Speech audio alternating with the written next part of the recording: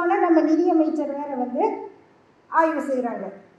அவங்க ஒரு பக்கம் ரிப்போர்ட்டிங் டு பிரைம் மினிஸ்டர், இப்படி எங்கெல்லாம் அவங்க வந்து ரிப்போர்ட் பண்ணுறாங்க நமக்கு தெரியாது. முன்னாள் தலைவர் அண்ணாமலை அவர்கள், அவர் வந்து பயங்கர டிரான்ஸ்லேட்டராக இருக்கார். ஏன்னா அந்த அம்மா கேட்குறாங்க, உண்மை விட்னஸ் ஒருவர் இங்கே வந்து லோக்கல் கவர்மெண்ட் ஃபெயிலியர் ஆச்சா அப்படிங்கிறாங்க, இங்கே லோக்கல் சிஸ்டம் ஃபெயிலியர் ஆகிடுச்சான்னு கேட்குறாங்கன்னா, ஆமாம் இங்கே உள்ள லோக்கல் கட்சிக்காரங்கள்லாம் சரியில்லை அப்படின்னு அந்த கட்சியை சொல்கிறாரு. இவர் அவங்களுக்கு மொழிபெயர்க்கிறார், ஆமாம் லோக்கல் கவர்மெண்ட் ஹஸ் ஃபெயில்டுன்னு அவர் சொல்கிறார்.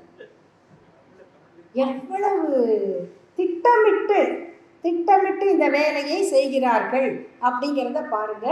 அதற்கு மேல் ஒருவர் சொல்லுகிறார், இந்த 41 பேர் இறந்தது பிஜேபிக்கு நல்லது என்று ஒருவர் பேசுகிறார். இப்படி மக்களுடைய மரணங்களை தங்களுக்கு நல்லது என்று நினைத்து அதனை கணக்கு காட்டுவதற்கான அரசியலை நடத்துகிறவர்கள் எவ்வளவு ஆபத்தானவர்கள் என்று சொல்ல வேண்டிய இடத்துல நாம் இருக்கிறோம்.